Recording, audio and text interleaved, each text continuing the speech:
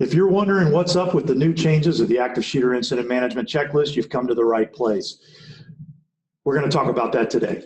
My name is Bill Godfrey. Along with me today is Joe Ferrara. We're both instructors with C3 Pathways, part of the active shooter incident management instructional team.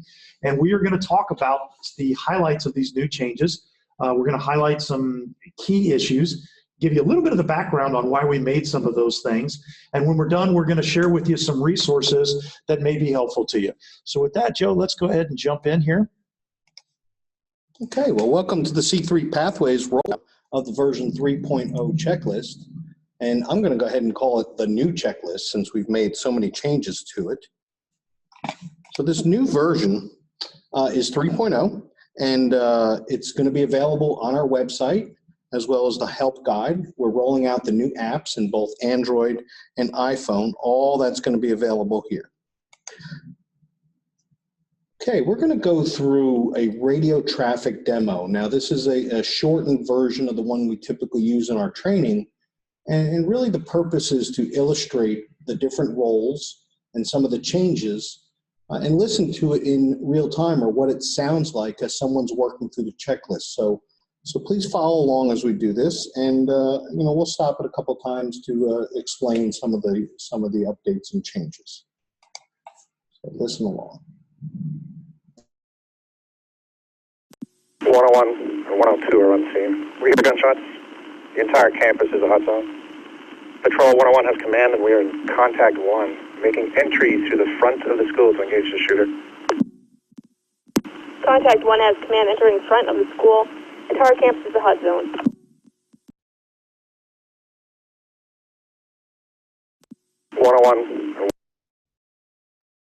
There you go. Okay, so you saw there that Patrol 101 arrived on scene, established command, and identified himself as Contact 1. Now, what's the reasoning for this? The primary reasoning for that is their role when they arrive there. And you can see here, radio ID Contact 1, in fact, there'll be a highlight arrow that comes up and shows that, is the critical change here in this portion of the checklist. Again, Contact 1 is in command. There's no change to the National Incident Management System, ICS process. However, the name is Contact 1, which matches their role.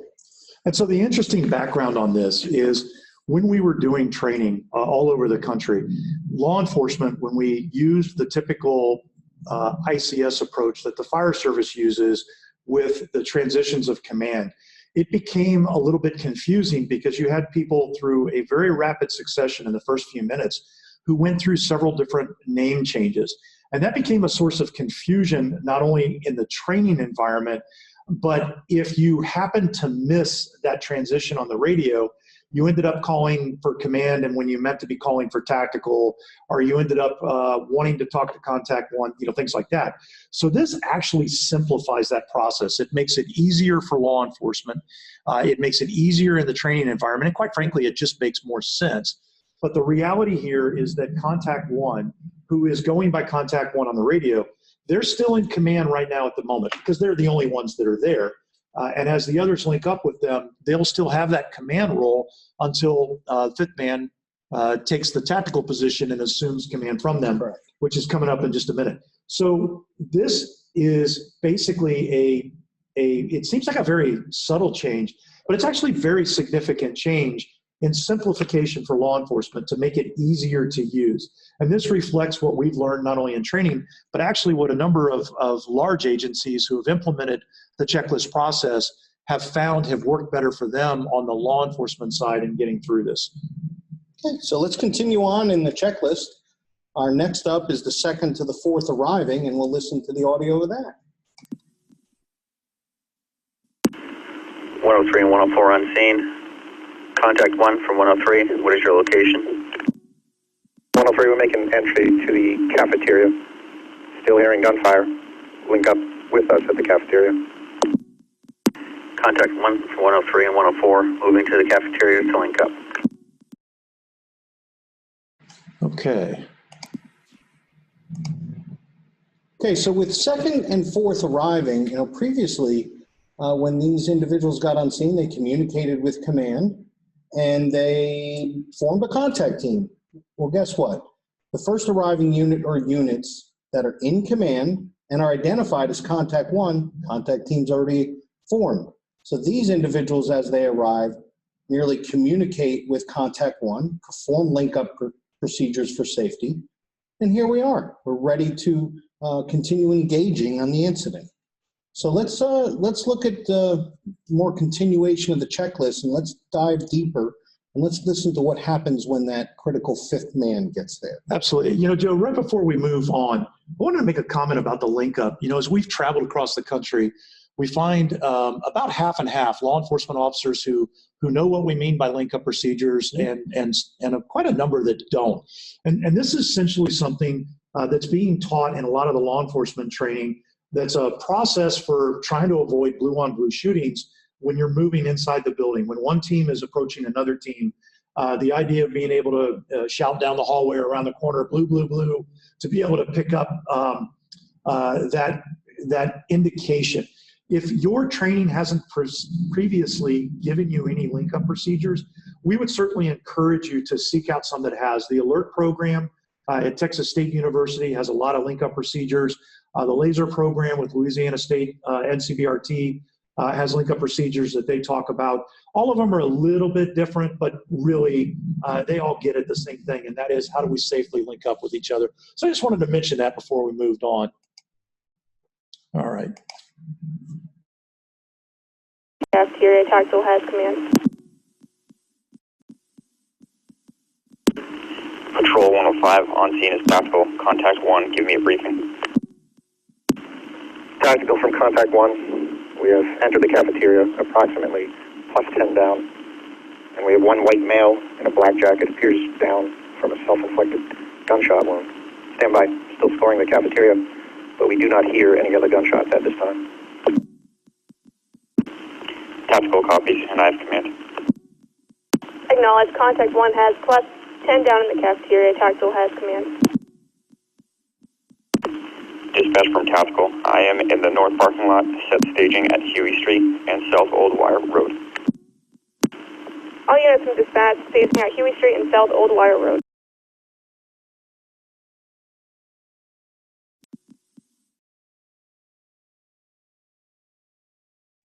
All right, so here we are at the fifth man position, and if you caught that, which I hope you did, his radio ID was tactical, and certainly as that fifth man arrives, he assumed command, but his functional role is that of the tactical group supervisor. He's going to keep that radio title throughout this incident. He's going to identify as that. So in the previous version of the checklist, there was a little bit of change out here. The fifth man would get there. He would get a briefing, just like you heard, from those first units. He would designate them officially as contact 1, and then he would call himself command. Later on, as you'll see, as we simplify the first arriving supervisor process, you'll see why this reduces, in our opinion and in our practice, we've seen this reducing some confusion with radio communications on the scene. So our fifth man's there. He's gotten a briefing. He's assumed command. He's now an ID of tactical. Bill? Well, and note that one of the other steps was to set a staging location, which is obviously a key element so that you can avoid the overconvergence. One of the things that I want to just kind of briefly touch on here, and anybody that's had our training has heard us talk about this before, and that is the fifth man idea. That really the issue here is not whether the literal fifth officer arriving on scene is the one that assumes these duties, but more this is a marker of the point at which you need to start thinking about somebody taking charge outside, as opposed to having 15, 20 officers dump inside. Somebody needs to be able to begin organizing that outside, because once you get more than 10 officers on the scene, it becomes almost impractical to try to get your arms around that. Really, to have success here, we need to get our arms around it and have somebody coordinating that response in the first few minutes early on, so that as it grows, we don't lose control of it. When we first started developing the checklist years and years ago, when we started going through the validation process, we were struggling. And it was actually one of a senior officer with a metro department that was working with us at the time that gave us the idea of the fifth man. And this was a key turning point in that early work that allowed a lot of this to kind of begin coming together.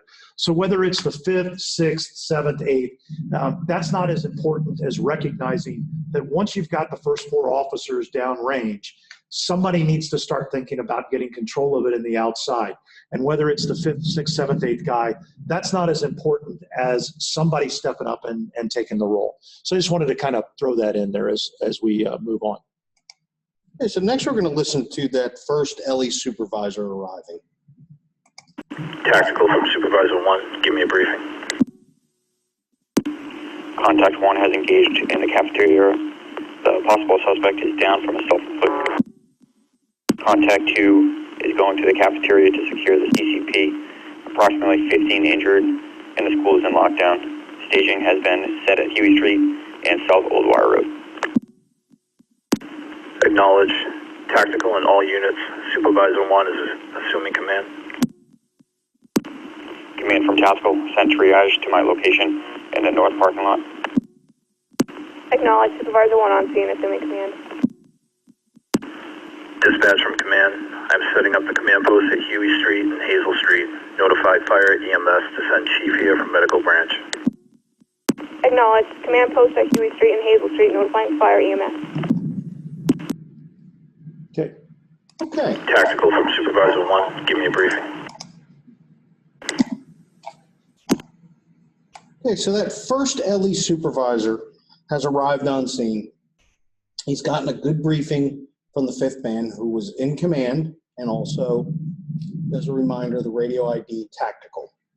Now, previously in the checklist, this first LE supervisor not only had to do all that, but he had the additional step of designating that person as the tactical group. Again, that's their role. That's what they're doing. Now, this person, the first LE supervisor, is going to set up an official command post. And you see one of the critical steps on here is set command post location, so that all follow-on responders know exactly where the command post is. And also, it's important for everybody to know that command is no longer mobile. Command is no longer in the forward area or downrange. Command is now clearly in a cold zone location.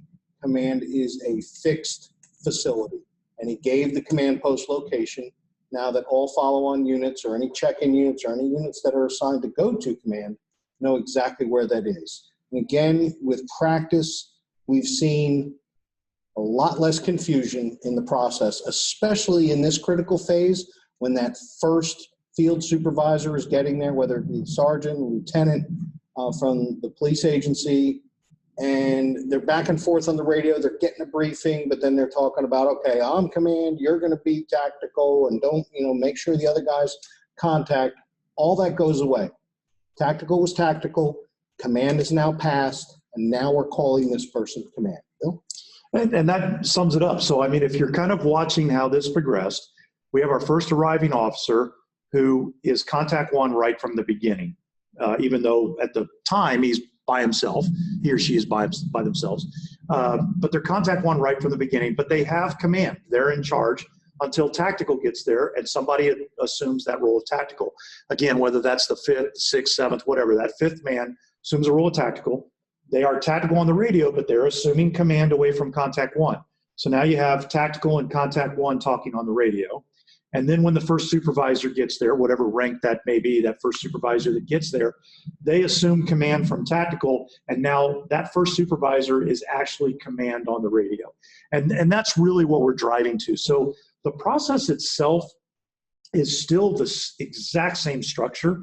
None of that changed. But this change, while, I said earlier, while it seems very simple on the surface, it is a significant change that, in our experience, has dramatically simplified and removed some of the challenges for law enforcement and being able to use this structure. Agreed. Okay, we're going to move on to some other changes in the checklist. The first area we're going to talk about is the law enforcement primary checklist and the intelligence investigation section. Big change here is that this lines up with the NIMS guidance on intelligence investigation as a section and just the naming of it to intelligence investigations. Also, if you notice a little further down that list, we changed to the reunification branch from the reunification group. More on that here very shortly. The next major change here was there used to be common responsibilities.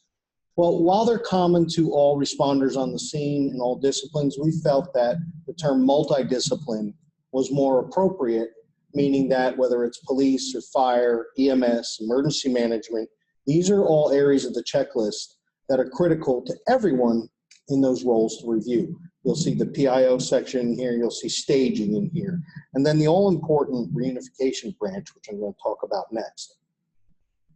We've always had reunification as a consideration and part of this process. We've practiced it in exercises, we've studied it, we've researched it. We've worked with the I Love You Guys Foundation, and the SRM, the Standard Reunification Method, is the process that we use. We've simply taken that process and laid it out into our checklist. And certainly here you can see there's the reunification branch.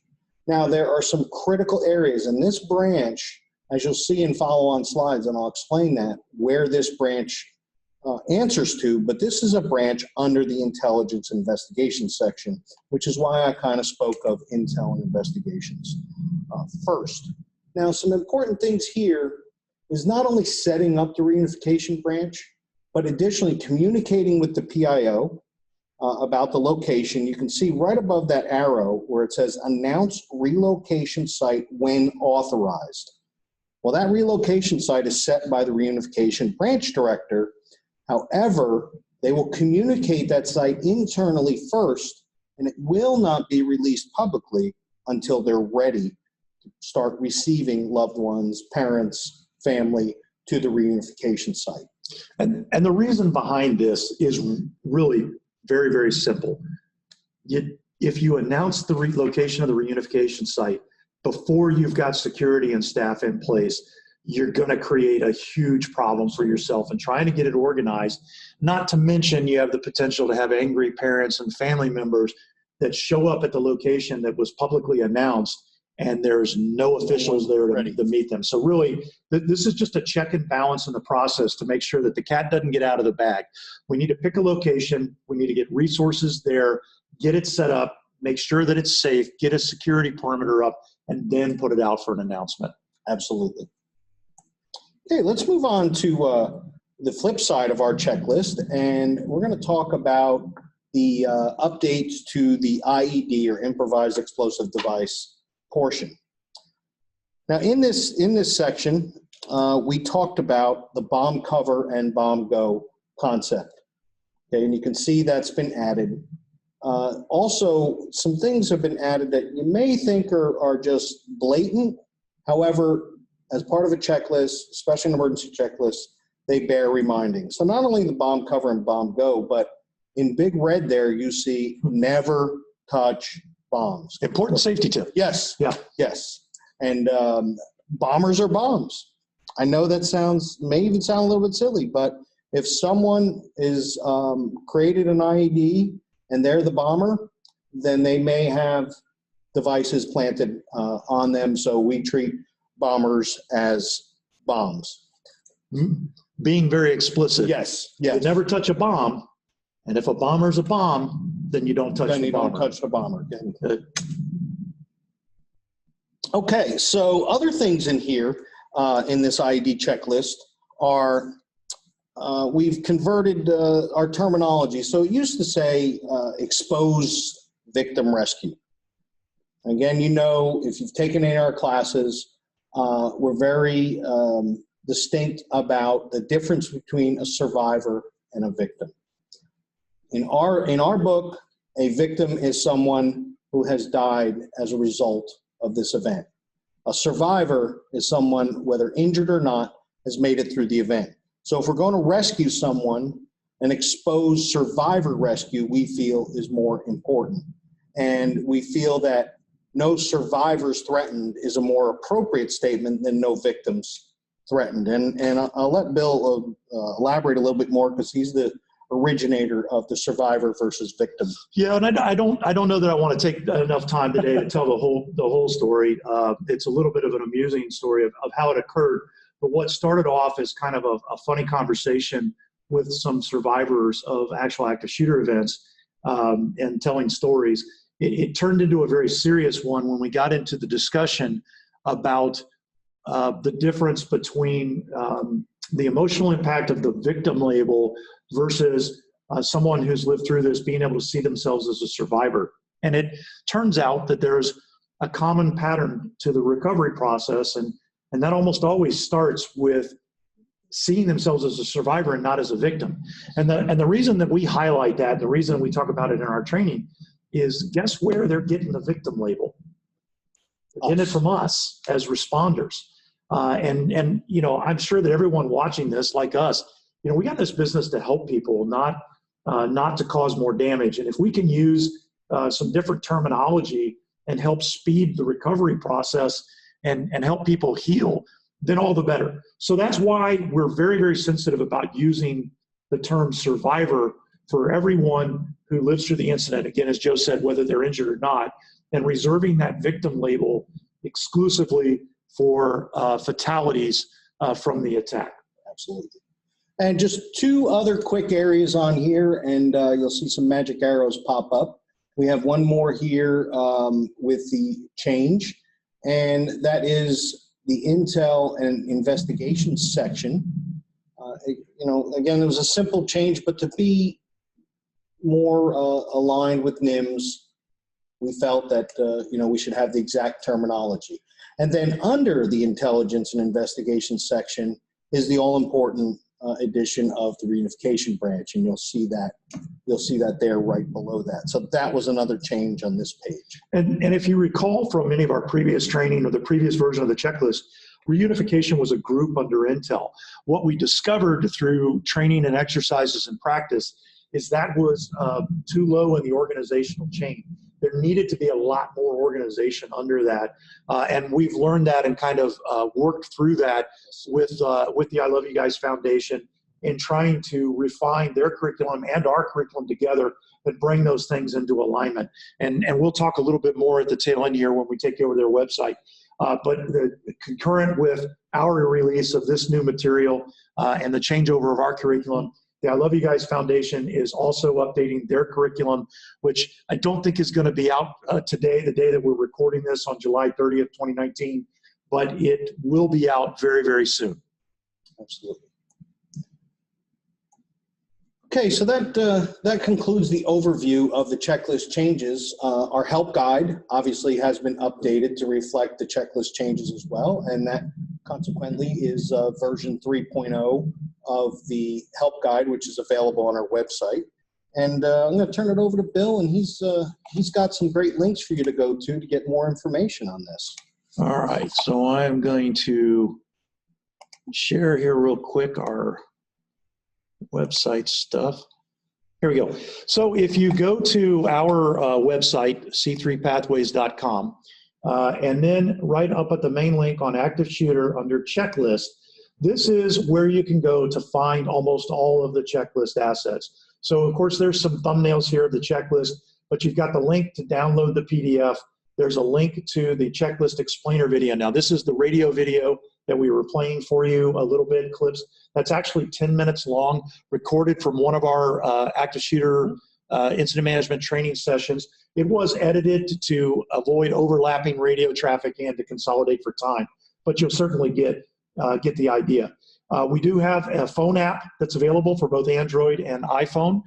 Those are being updated today. The Android has already dropped and gone live as we're recording this, and we're expecting the iPhone version to go live sometime later this evening. You also have access to the copyright clearance. So we apologize for this. We wish it weren't really necessary, but it's one of those things. So the checklist is actually our copyrighted property. You do need permission to use it. There is no charge for that. It is free for you to use. It's just simply a quick form that you fill out to put your name, your agency name, a couple of things to agree to for the terms. And when you click submit, it immediately emails you the permission right in email and files a copy with us as well. There are some FAQs that are available to you, as well as the help guide link that you can download.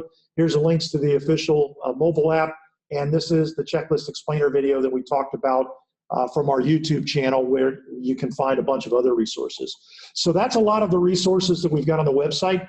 One of the things that you might want a little plug for our podcast series, we do have, if you're not familiar with it, a series of podcasts that we do, which is the instructors sitting down, kind of like Joe and I have talked, where we pick a particular topic and we kind of drill down on it. So some interesting things to pick up there. Now, our Active Shooter Incident Management Advanced course, which you can find information about on the website, it is funded by DHS. So through the National Domestic Preparedness Consortium, through TEACS, we have funding from DHS to deliver 12 of these courses a year over the country.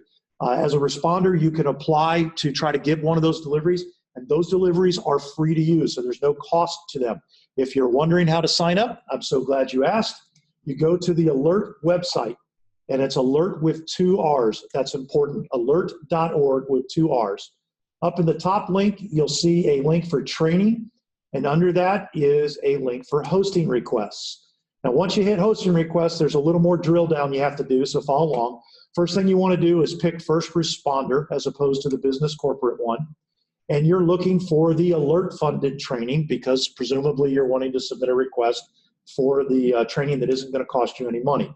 Once you click on that, it will bring you to this hosting form, which is very short and very simple. It'll literally take you 30 seconds to fill out. Most important thing here is under course type, pick ASIM, A-S-I-M, for Active Shooter Incident Management. Put in this information, click that you're not a robot and submit it, and that'll get you into the request queue. Now, I do want to kind of set a realistic expectation. The request queue is very significant. The requests that we do are not necessarily in the order that they come in. There are factors about how many have been done in that state. Is it a state where we haven't done one yet? Any other needs, if they have special events of national significance that have special security requirements. All of those things can be extra considerations that might change the order and where you land on the list. And those are things that you can tell us down in the justification as you fill that out. So again, go to alert.org, that's alert with 2 R's, click on the training hosting request, navigate through the first responder for alert funded, and pick ASIM, Active Shooter Incident Management, out of the course type and fill out the form. The last thing I want to share with you is the I Love You Guys Foundation website. So it's iloveyoguys.org, and the actual name, the U in I Love You Guys is the letter U. However, they were astute enough to also get the website for I Love You Guys with the U spelled out Y-O-U. So either way, you can get there.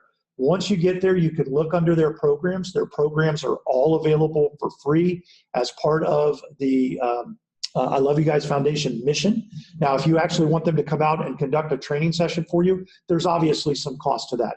But in terms of the material, they have the standard response protocol, which they've split between both the higher education the K through 12 and for higher education.